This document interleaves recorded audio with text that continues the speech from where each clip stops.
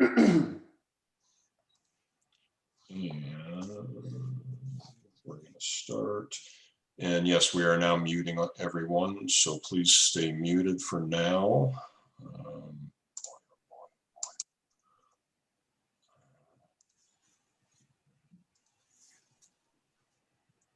Okay, Kim, you're good. Oh, Kim, you need on. Oops, Kim, you need unmute. Got it. Okay, thank you and welcome everybody for coming today. And thank you, Jim, for coordinating the Zoom and meeting with Diane, our speaker, ahead of time to make sure everything is good. Everybody is now muted. This is being recorded. If you have a question or a comment, you can put it into the chat during the presentation, but we will not look at the chats until after Diane is done, and then Diane can read them and answer them. I just wanted everybody to know this is a very, very special week for genealogists for 3 reasons. Reason 1, I'm going to tell you a little bit about MyHeritage.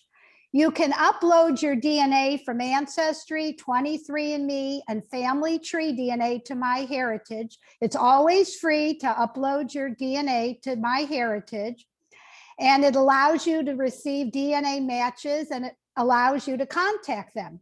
However, there is a $29 unlock fee to access your ethnicity estimate, your genetic groups, and other advanced tools such as chromosome browser, autoclusters, and theory of family relativity. However, this week, starting today through February 28th, there's no $29 unlock fee. It's free. So take advantage this week if you haven't uploaded your DNA from your other sites to MyHeritage. It's a wonderful thing. I've been so successful with MyHeritage. I can't stress that enough. The number 2 reason why this is an exciting week for genealogists, the annual Roots Tech Conference is Thursday, Friday, and Saturday this week. It's free, it's all virtual. And the good news is there are at least 14 sessions strictly for Jewish genealogical researchers. And if you want to look for the 14 or so programs, it's you can go to Roots Tech and check it out. I've got the link for it. It's called bloodandfrogs.com. That's the link for the Jewish genealogy programs on Roots Tech. That's bloodandfrogs.com. So check it out. There are now over 200,000 people who have registered for Roots Tech, and they're expecting more to register this week. They're expecting 250,000 people to register. And the number 3 reason why it's a good week for Jewish genealogists, the early bird registration opens on March 1st for the 41st annual IAJGS conference on Jewish genealogy. The early bird special is $350. It will go up on June 1st. So I highly recommend registering for the International Association of Jewish Genealogical Society conference. Okay, it is now time for me to introduce Howard Finkel, the JGS of Southwest Florida Program Chair, who will tell you about upcoming programs and introduce our speaker. So Howard, it's yours to unmute and go for it. Well, hello everyone and welcome. Okay, I think you can all hear me now. We have 2 programs remaining this season. The first is on March 21st. Our speaker will be Deborah Long, and her topic is Out of the Whirlwind Resources of Holocaust Research. On April 18th, our speaker will be Donna Moody, and her topic will be Getting the Most Out of Ancestry.com. So I think both of those will provide valuable information to our members. Diane Jacobs, our speaker today, recently retired from the University of Central Florida, completing 40 years as a tenured medical school faculty member in New York, North Carolina, and Florida. She restarted her post-retirement genealogical journey with her first ever attendance at the International Association of Jewish Genealogical Society conference in 2016 in Seattle. She was a co-chair of IAJGS 2017 and is currently president of the Jewish Genealogical Society of Greater Orlando. Diane started her genealogical research 40 years ago, when most research took place in archives or research sites with microfiche and microfilm readers. As more resources have become available, her research into ancestors in Belarus, Germany, and the Czech Republic has expanded. Diane recognizes that genealogy has moved from a solitary pastime to a team effort, with more volunteers finding and sharing resources and tips, and frequently doing the heavy lifting of translating old records. Today's presentation is entitled Success Stories Using JewishGen. A number of new resources have become available, some of which were announced at the virtual IAJGS 2020 conference in August 2020 that offered an opportunity to work some of the neglected areas of her family tree. Diane will introduce some of these and demonstrate how to navigate them and illustrate their value with some personal stories from her own research. Diane, go ahead. You need to unmute, Diane. Okay, I'm unmuted. I'm going to start sharing my screen. Okay, just tell me that you can see the screen. You're good. Okay, good.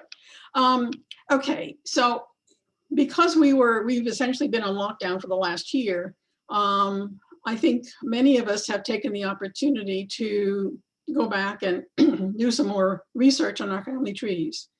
I would like to say that I had a to-do list that I went through it systematically, and I can talk about those successes, but in fact, I don't have a to-do list. I sort of dawdled, and then I was involved a little bit in the virtual IAJGS conference and did a lot of listening at that time. And some of the new resources that became available, and they were announced at that meeting, and that actually stimulated me to try something new and to look for things that I really hadn't had a chance to look for before. So I actually learned 3 important things from this effort. First of all, there are new resources becoming available all the time. And I'm going to talk about 3 of them.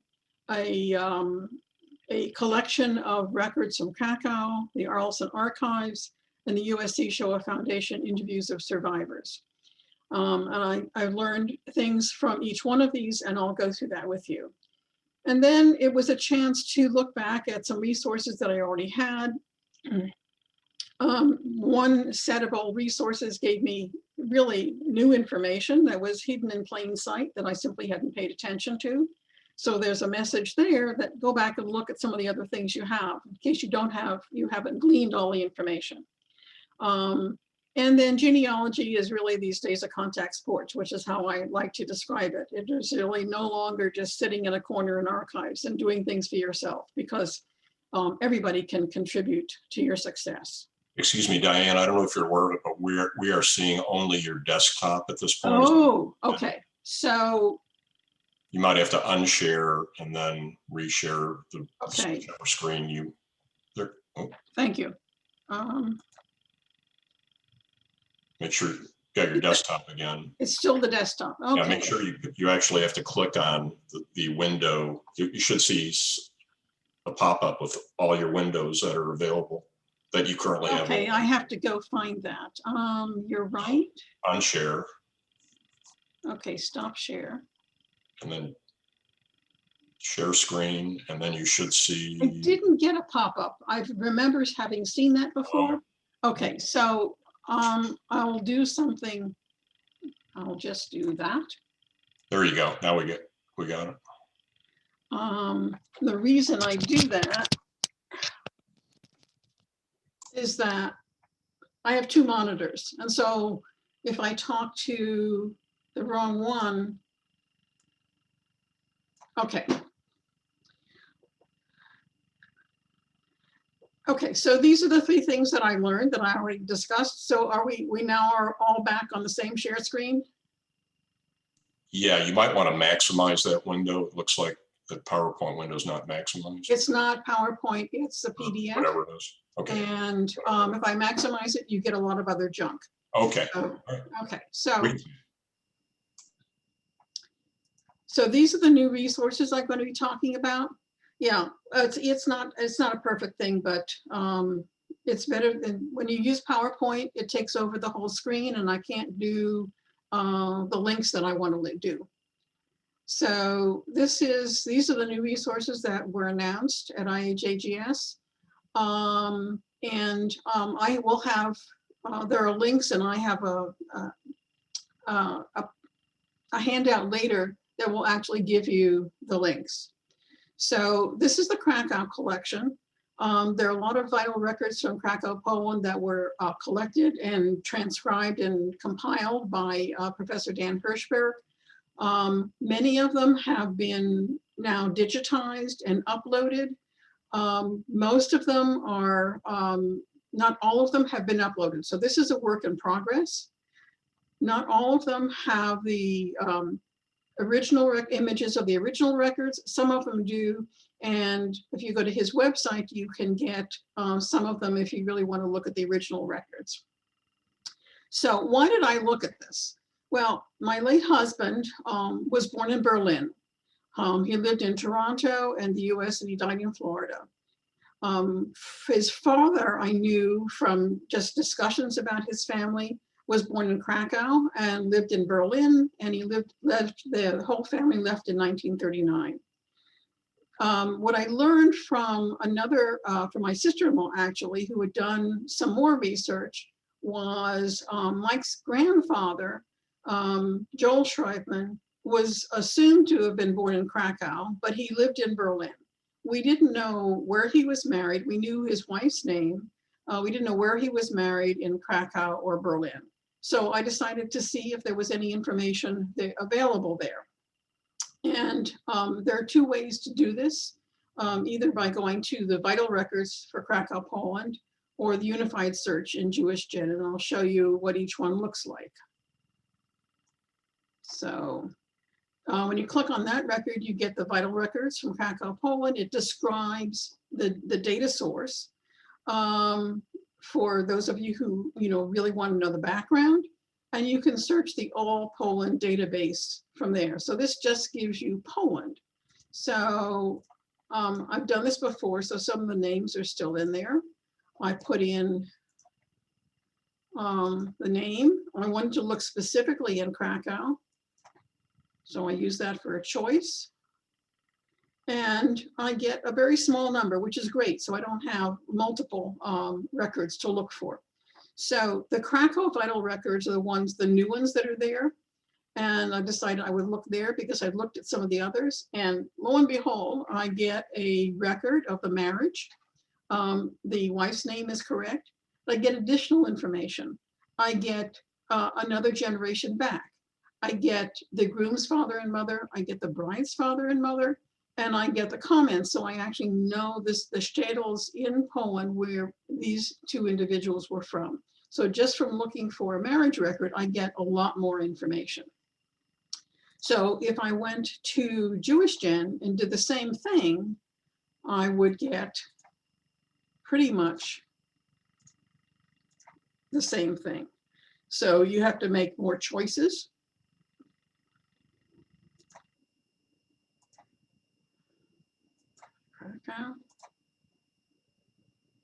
Do the search. So, but I get something else. I get another vital record, which I'm looking because there's so few of them, and I find that there's actually another child, and this is a child that I didn't know anything about, that was not part of the family tree. So that's sort of on the side, that's for further research. So it's a new piece of information. So, so I now have the marriage record. So I know that they were married in Krakow. Arlson Archives was also a place I wanted to look. Now this used to be called the International Tracing Service. and was established after the war to help reunite families that were separated by war, to trace missing family members. So it had to collect a lot of documents related to helping people find each other. And eventually it became a depository for all the documents and records that were captured by the Allies during World War II. Now, for many years, you could only get into the archives by going to visit the archives. And you could go and do inspection. There was some internal politics going on as to who was going to pay for what, whether they digitize things, how you could access it. But in 2019, they changed their name to the Arlson Archives. It's now an international center on Nazi persecution. They have a great collection, and they have digitized a lot of their records. So that now becomes accessible to genealogists looking online. You don't have to visit the Arlson Archives or to one of the few places that had access to the digitized records a couple of years ago. They also developed partnerships with both Ancestry and JewishGen. So both of these have access to the archives online. There are a few differences which you can really only find out when you start looking for individual things. So why would I go there? We're back again to Mike's grandfather. We know that he lived in Berlin from just other research that some people in the family have done. So the question is, what happened to him when the rest of the family left from Berlin in 1939? We know that Mike and his family and Mike's brothers and his mother all left Berlin in 1939. We don't know who was essentially, we know that his grandmother died earlier. We don't know what happened to his grandfather, and nobody in the family seemed to know. So this was now an opportunity to see if I could find out what happened to him. And the question is, how do you access the records? Well, there are really three different ways you can do that. You can go directly to the archives. I'll show you what that looks like. You can go to Ancestry, which has a set of Jewish records under Always Remember that are about the Holocaust. Or you can go to JewishGen and look at their Holocaust collection. So both of these have either full sets or subsets of what's on the Arlson Archives. But I'd used the Arlson Archives before, so I decided I would start there. So this is what you get initially. You can go right to the archives here, or you can put in the search term here. So when you go, I just happen to do this. Put the search term here. We are going to do spelling not so good. And I use the spelling from all the other records, even though a lot of times you worry that you got the spelling right, but you start with what you know. So for some names, you will get a list of records, many records. In this case, I have only one. Click on the name, and you get a digitized version of this. And it doesn't tell you a lot. You can go through all these things and try to figure it out. But I have some very, very rudimentary German. And I sort of figured out that this was a record of his death. It may have been a certificate or a record of some kind, but it's got his name right. It's got his date of birth correct from other records. And I figured this was death. So that gave me some basic information. Decided to look to see if I could figure out a little bit more about what that record was. So I went to Ancestry, repeated the search, and when you, I think it's good to know that the Ancestry records for the Holocaust that are free, you don't have to have a membership, you need to put in the Always Remember, and it's not intuitive when you go to their website. So you sort of need to know that when you're looking. So let's try that. And I get nothing. Okay, so I have to remember that the Arlington Archives have records that are specifically about the Holocaust, but it also has records that were collected by the Allies. So anything that were in the category of vital records that they could get their hands on for the time that they were there and what the Nazis had pre-war was collected, not necessarily in any order. So it's quite possible that Ancestry specifically selected Holocaust records and not everything else. So let's go to JewishGen. I'm going to do the same thing.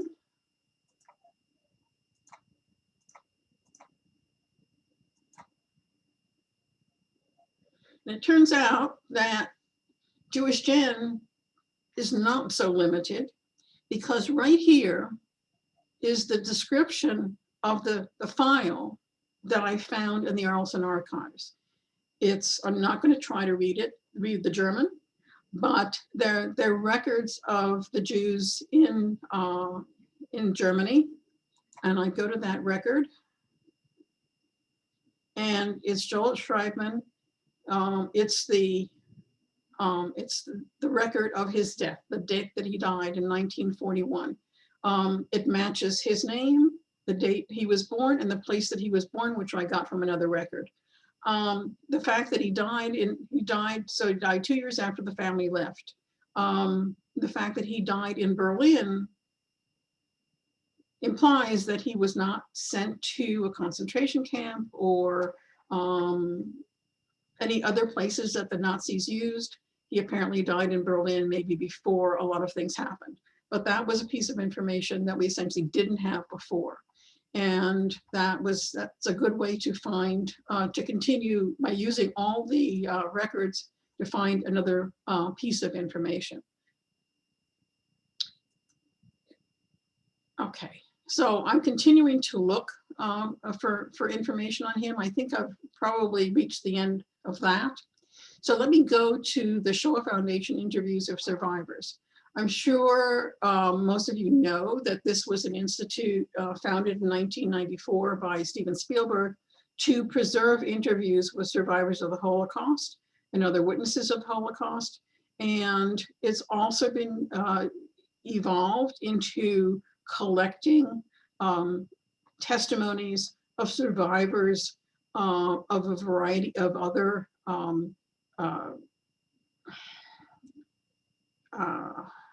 situations, including the list that I have here. These are long testimonies that include personal history and their firsthand experience with the people that they interview.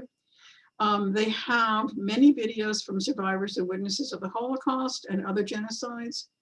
These are not all available to us individually sitting from home.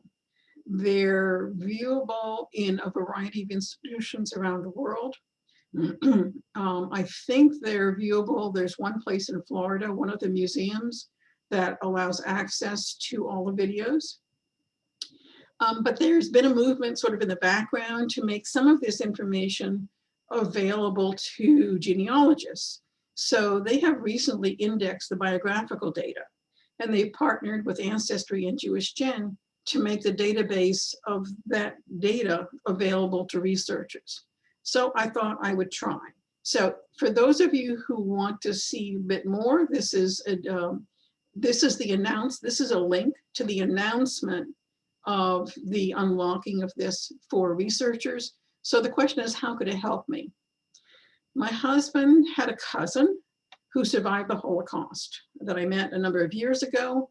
I got names from her to help build up the family tree for Mike.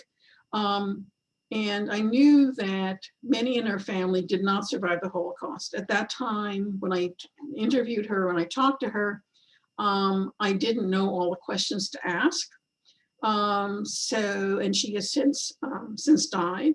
So I thought that her testimony might give me some more information.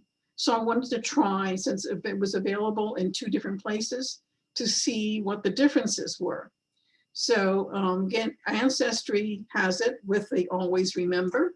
So I went there and looked for what I could find. So I knew the name that she was using when I'm in this country, and probably for all the time that since she came here. I didn't know if there were other, I did know that there were other names, but I wasn't sure what I would find here. So this is the free access. So I got a couple of hits, but I knew that she was born in Paris. So I went there, and this is what comes up. So it's really, it's basic information. It confirms the birth date and where, and I knew that she had died in California. It gave all the other names that they gleaned from the interview, including one that's, I believe, misspelled. It identifies the people that she talked about. So her father, mother, 2 brothers and a sister. I knew some of them. I did not know all of them. And then of course, then there are other recommended records for her. But it gave me some basic information. So I wanted to see what JewishGen would do with this. And this surname field.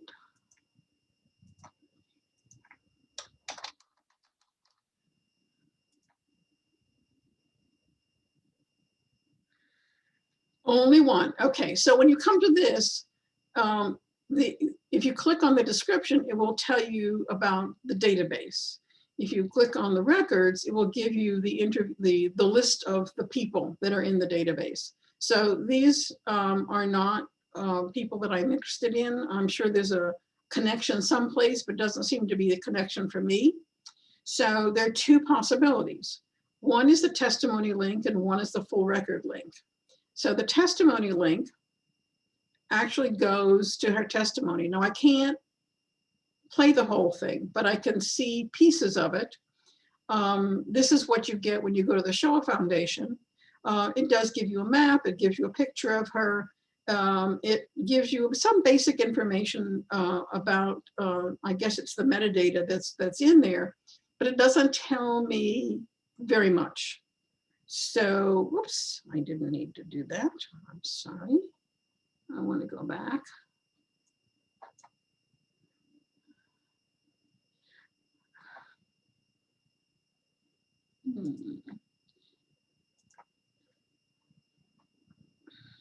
What I really want is the full record to see if it's any different. It tells me anything more than Ancestry does. And it actually does. It's organized a little bit differently. It's true, it gives me all her names, but it actually identifies her Hebrew name separately from just saying it's a name. It tells me this is the information that there was an Ancestry, but it also tells me a little bit that there was a brother that she knew survived. This is not specified. I would have to listen to her testimony to figure out whether she didn't know or they didn't discuss it. But it does tell me something more about a brother that did survive. It also tells me the places that she talked about. So it tells me that she was in Auschwitz, that she was in Krakow at some point, even though she was born in Paris.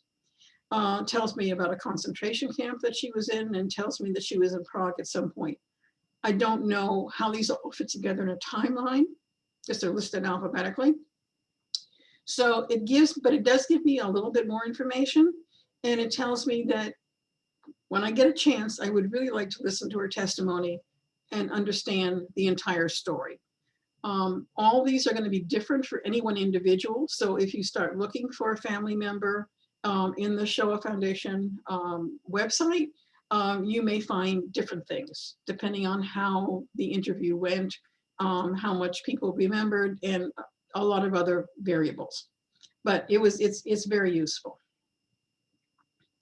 Okay, so those are some of the new resources. Now, I said that there was an old resource that actually gave me some further information. So my second great grandparents appeared first in the US records in the 1850 federal census records. They had 3 children, the oldest of whom was a 4-year-old boy, says both were born in Germany. No other information in the census for that year. So by chance, I had found out a fair amount of information about Margaret, what her maiden name was, and several other given names in an online tree. So I knew that she had 3 given names, that any one or more of which might turn up in some record, and I would have no idea which one to use. So I found records in Ancestry of using the information that I got from this online tree. I found records of her family in the Mainz Vital Records and Family Registers and Ancestry. They all come with translations. So I could get some basic information from the translation. But I had no luck in any of this in finding manifest. I didn't know how my great-grandparents got here. I didn't know where they married. I had no idea those records, if they were married in New York Vital Records only started the year in 1847, so I have no birth record of their son, who was my great-grandfather. So there was, I knew something about her in Mainz, but I had no way to make the connection, or I had not been able to make the connection. How did they get from there to here? So this is what I get. This is what the Family Register, information from the Family Register. So, and I got that because I had used one of the names. So I knew her maiden name. So this was her family, including a misspelling here. This is L was not an L, it was a K. But this is the rest of her family. And the image looks like this. This is the Family Register. And even if I made it larger for you, there are some parts of it that are very difficult to read. So I knew I could read her name. Was able to do that in the year she was born. And then was all this stuff over here. So for those of you who might not have used a Family Register, in any particular year when these were done, they would list the family, all the information about the family at that time. And then in succeeding years, they would add information about things that might happen to individual family members. So these are the comments over here. And I really couldn't do very much with them. So I went to the JewishGen discussion group and I wrote a little paragraph saying essentially what I just described to you. I made a PDF. I expanded the piece of the Family Register so that it was visible and legible to anybody who could read it. Made this extract, put it in the JewishGen discussion group, and sort of asked for help. And I wanted to know what that particular bit of language said, because it might give me some further information. So the first hint I got was somebody who wrote back the next day and put in it the German, and then translated it for me. Told to be married to Carl Schiff, carpenter or cabinet maker at New York since 1846. Well, that gave me more information than I had before. First of all, it essentially said that back in Mainz, the family actually knew that they were married, that their daughter was married, because she didn't come, I didn't know of any other relatives that came with her. So the family knew, they knew the name of the man she was reported to have married, and the time and place. Well, the New York was fine, the 1846 was fine. Seeing Carl Schiff, the light went on in my head. All the records show him as Charles. I had not stopped to think that in Germany, Charles was Carl, so I hadn't ever looked for a Carl. So note to yourself, think about what their names might have been. And it told me that, yes, they were, apparently the family knew that they were married. So that was very useful information.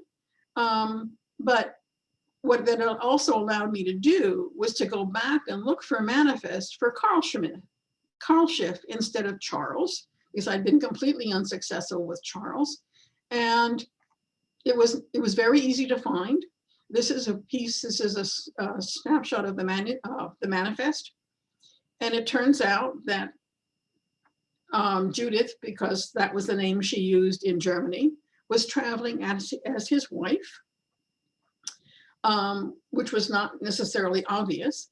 And the manifest, they got things mixed up. I knew that Carl was from Hanover and she was not. So they got things mixed up, but at least they're together. Joiner is the same as a word they use, the same as cabinet maker, and that's what appeared in the census in the States. So they were correct. Of course, this raises a few more questions because I still don't know where or when they were married, but she was clearly traveling as his wife because that's what's written here. I guess, my guess is that her papers were in her maiden name because Carl didn't come from next door. He came from Hanover. So I can make up all kinds of stories. I don't know where they met. I don't know where they married, but by the time they got on the ship to come to the States, they were traveling as a married couple. And that's enough for me. I also noticed I could never find the name of the ship. But this is a manifest and it's got the right information. So that's more than I knew before. And they came in 1845 and their son, their oldest son, was born in New York in 1846. So that was sort of the beginning of a conversation that I had on the JewishGen discussion group. And for those of you who haven't used it, I'll show you what that looks like. You can, this gives you all the information you need. There are guidelines for how to post things. They are screened, so you post something and then somebody in the background decides whether or not to post it. But I started using it really as a way to get some quick questions answered. And prior to that, I'd actually when I was getting these, the family registers translated, after the first bit that I showed you, I posted other registers in ViewMate and asked for translations there. And I got one response and it was private. So people who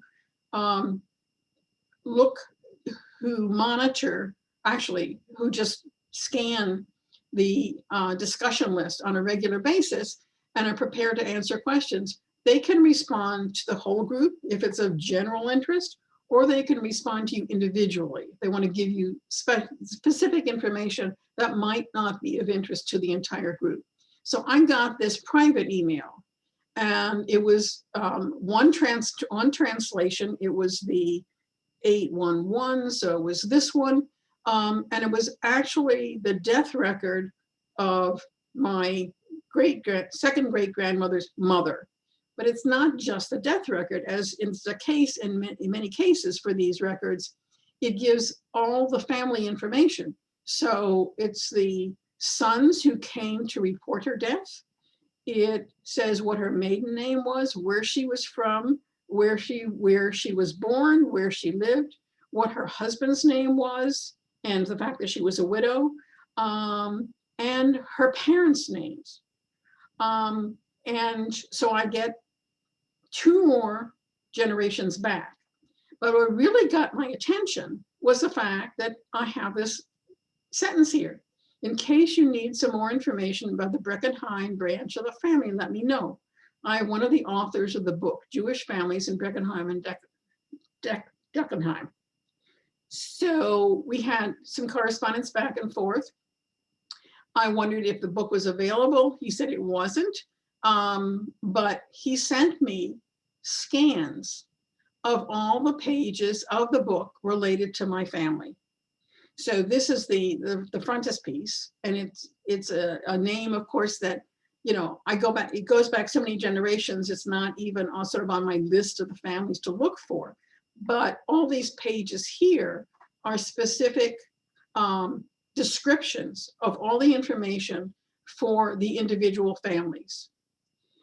And I was able, well, we'll come back to this. So I had a wonderful time going through and actually verifying some of the information that I'd gotten from vital records and other information that I didn't know. And there's a whole branch of the family, several branches of the family that came to New York. I don't know any of them, but so this is like work for, you know, for the next year. So at the same time that I was just asking sort of basic information about translating a record, I happened to see this post. And it was written by Michael Moritz. Well, when I started Googling that name, there are probably several hundred men in this country named Michael Moritz, which wasn't terribly helpful. But I decided, well, he's doing genealogy. I found a DNA match that clearly indicates somebody who's doing genealogy. So I sent him an email, a private email through the JewishGen discussion group saying, I'm wondering about the Moritz side of your family, and told him that my second great grandmother had a sister who married somebody by the name of Moritz in the Mainz area. And in addition, I have a DNA match and ancestry with a predicted relationship of a fourth cousin one time removed from the same name as yours. Is it the same family? Well, it didn't have to be, but he responded, yes, that's me. We are related through the Metzgers. I have a very significant amount of information in this family. Please follow up with me. So in addition to being able to find matches in ancestry, it turns out I went back to the book, the scan of the book that was sent to me. And this is my second great grandmother up here. So this is the Khan family over here. You probably can't read this, which is why I have an arrow. And of course, there's nothing here because they didn't have any information since she went to New York. They may have figured this out by now. But it turns out that Michael Moritz must have been in touch with these people some time ago.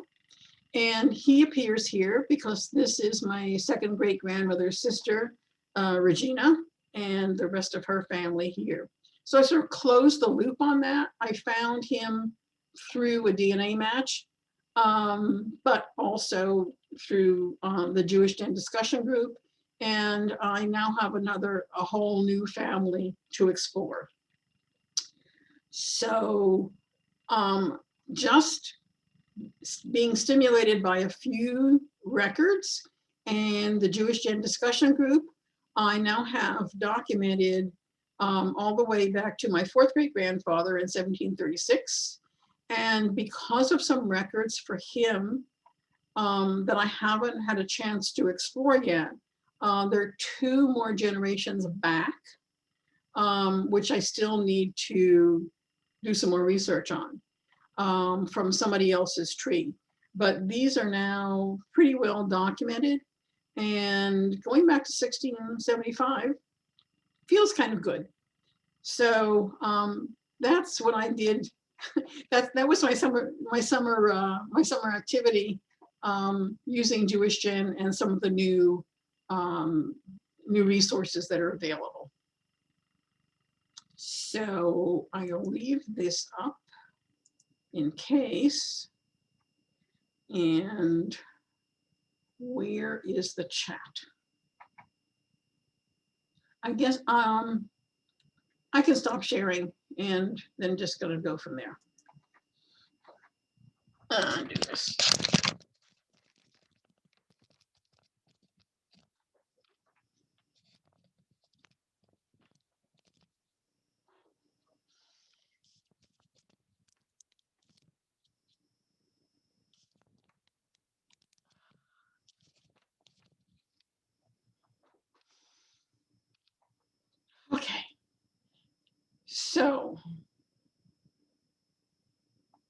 Okay, so I have one question here. How did you find that early manifest?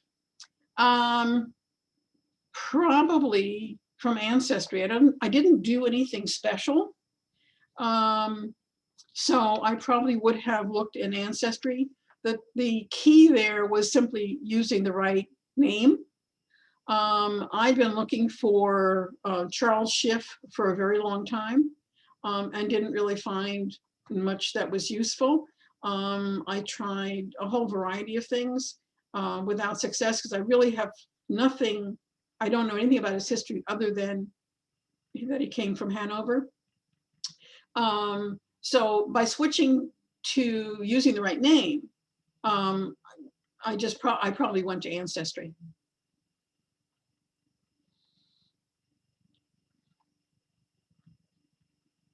So no more questions. Now Doug Cohn would like to screen share something with you. Okay.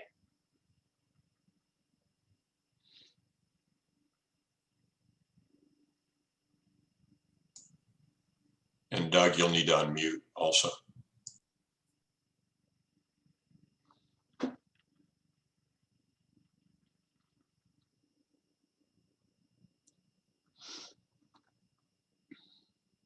Unmute.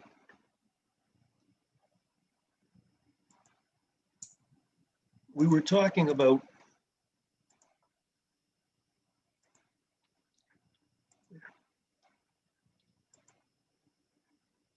Diane and I were talking a couple of weeks ago.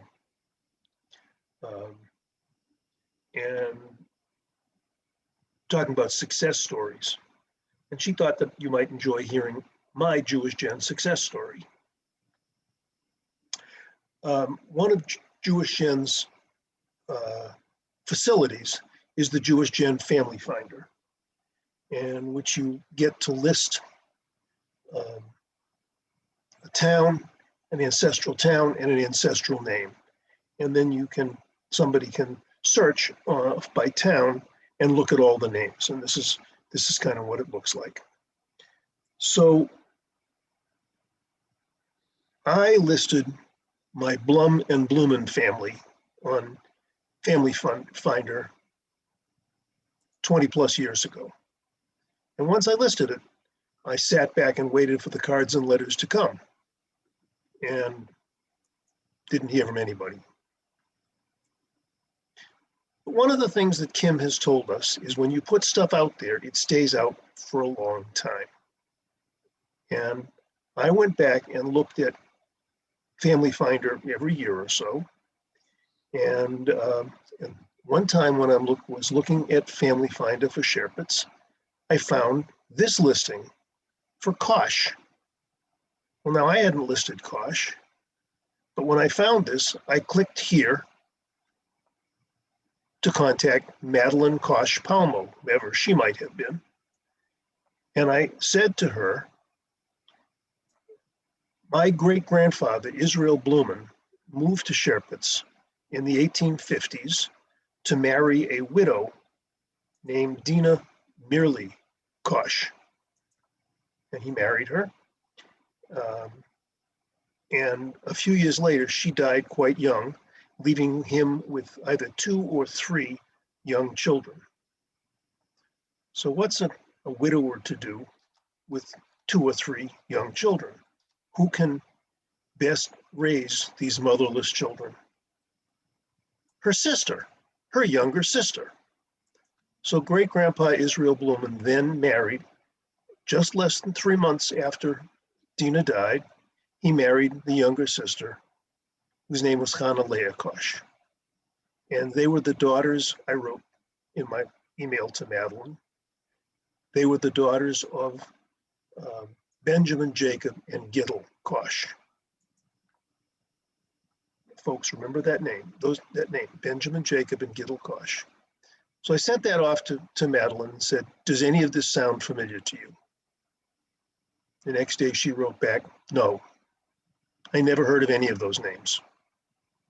My great-grandfather, Nathan Kosh, moved to New York, settled in upstate New York, and lived there his whole life. He may have had a brother named Philip. Does that sound familiar to you, Doug? And I wrote back, no. But as we compared her great-grandfather's dates and my great-grandmother's dates, they were clearly contemporaries. They both lived in Sherpits. How many Kosh families could there be in Sherpits? They must have been related somehow. And we left the story there for 3 weeks. And I got a very excited email from Madeline 3 weeks later, which said, I've been looking for my great-grandparents' marriage certificate for a long time. They lived in upstate New York. I've been all over Dutchess and Princess counties, and I could find nothing. But then I got the bright idea, she said, to write to the state of New York. They told me to send them $20 or $25 or whatever it was, and they sent me a marriage certificate.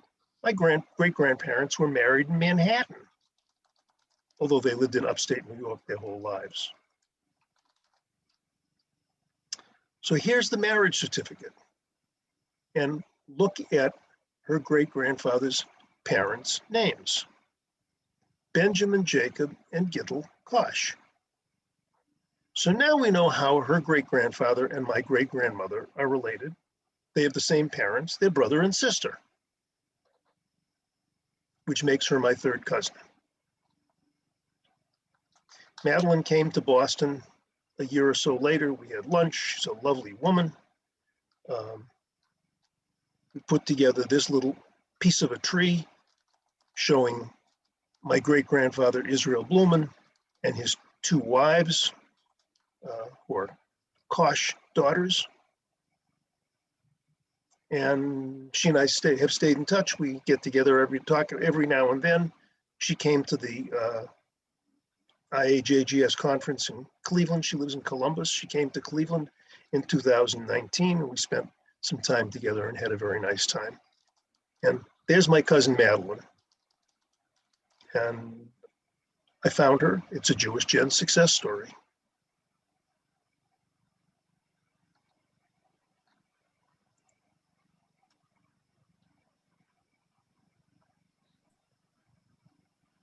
Thanks, Doug. That was great. Yeah. And thank you for encouraging me to put that together. You know, I will share with you one thought. I have very little close family at all, and doing genealogy gives me a lot more family. But unfortunately, most of it is records. So I don't always have the stories that go with. So there are times when I would like to embellish the story, you know, what I find to give a story. And sometimes I find people, and actually I am in touch with a few third and fourth cousins that are actually real and not just paper cousins. But I always think that it makes our entire project for our family tree realer when there's actually a real person at the end. So having a real story as opposed to a successful research project makes it all much more interesting and personal. Diane? Yes. I don't have a success story yet, but it's one in the making. When I got my DNA tested, back in 2016, back in those days, it was manageable to look at all the results that you had. Now you couldn't, because anybody Jewish probably has 20, 30, 40,000 responses. But back in 2016, you could look at all of them. And Felice Hedge, who is in here right now and is a member of the JGS, we shared DNA. We still have not figured out how we're related, but I love calling her my cousin. And I hope that'll be a success story I can talk about within the next year. And I just wanted to let them know and say hi to Felice.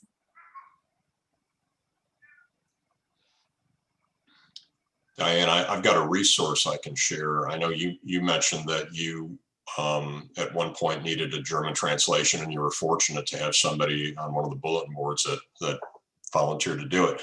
Mm-hmm. A lot of my relatives are from the Lublin region of Poland, or my ancestors, I should say. And they kept, a lot of those records were handwritten in cursive. And sometimes it's Polish, sometimes it's Belarusian, because the border kept moving a lot. Mm-hmm.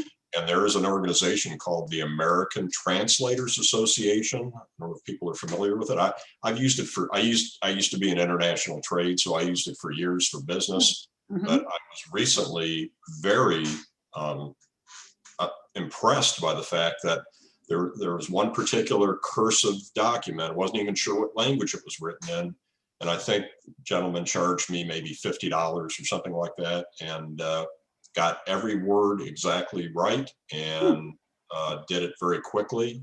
So it's a database essentially. I think it's maybe ATA.org. I can't remember, but it's the American Translators Association, and you can select by language and by specialty, and highly recommend it. Thank you. Good. So I actually, I mean, I've only found one question in the chat and I responded, but other people might like to know. So it was a question about, do I have the basic or the more expensive JewishGen? And I don't know that they have a range of prices, but if you make a donation, you get access to some databases. And I actually have never tried to figure it out because I've made donations to the Belarus SIG, which gave me like a year or two access to some of the vinyl records that have been translated from Belarus. And those were very useful. So there are all kinds of reasons that I continue to donate, and without necessarily thinking about whether it's a specific membership or not. They're a nonprofit, so when I donate, I don't feel as though I'm paying for something the way I do when I have a membership in Ancestry, for example, which is a for-profit. So, okay. Anything else? I have a success story to share. Okay. A few years ago, I posted a family name on JewishGen, and I was looking for any Jakobowitzes or Freumowitzes, and a man contacted me, and he turned out to be the great grandson of my grandfather's older brother, whom I had no knowledge of. George Freuton grew up in Budapest, escaped in '56, and came to the United States looking for my uncle, whom he never found because my uncle had changed his name. And by the time George and I connected, my uncle Eugen Yano had died. So that was sad. But George Freuton lives in Scarsdale. He is a generation below me, but he is my second cousin once removed, even though he is 15 years older than I am. And he has written a book about his Holocaust experiences with his mother growing up in Budapest during the war. And if anyone's interested, you can email me and I can put you in touch with him. His book is called Blood on the Danube. And we met in Brookline about 10 years ago, and I introduced him to my cousin, who was also a Freumovitz, and they were able to speak in Hungarian briefly, and that cousin has also since died. But George and I are still in touch. And as I said, he's written a book called Blood on the Danube. I have also this book, if anyone besides Kim wants it, with Budapest children growing up during the war. Kim, I'd give it to you unless somebody else has Budapest connections. There are a dozen stories of Budapest children, wartime experiences. My cousin George does not want a copy of this book. He knows all the stories. So if anyone is interested, you can contact Kim. Kim, you have first dibs if you want it. Nice. Yeah, changing names.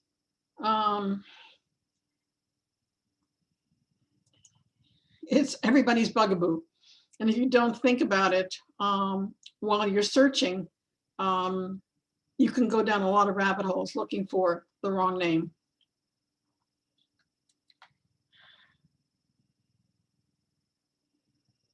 And Diane, I just Yeah. want to say, I don't know if you've come across the name Kinga Frayimovics. She was a Yad Vashem scholar. She's written books in Russian, Hungarian, Hebrew, and English about the Holocaust and Hungary. And she is also a first cousin to George Freuchen, and she's also my second cousin, once removed as well.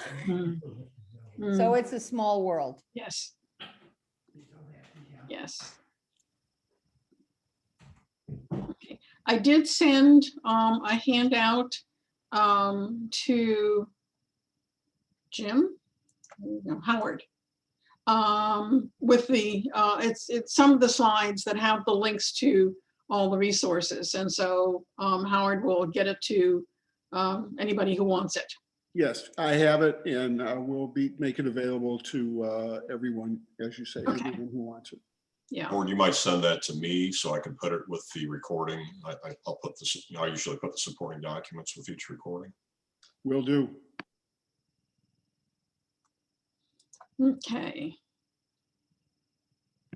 Well, if there are no more questions, I think we'll close it out for today. Thank you, Diane. This was really, really good and very informative.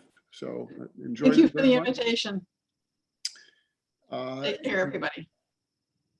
Kim, anything else you want to say? No, I just said, Diane, you were excellent when I heard you speak for the JGS of Greater Orlando. That's why I wanted you to speak today. You did not disappoint me. Thank you so much for coming today. Oh, you're very welcome. It was fun. Okay, Take care, everyone. thank you, and we'll see you all next month. Bye-bye.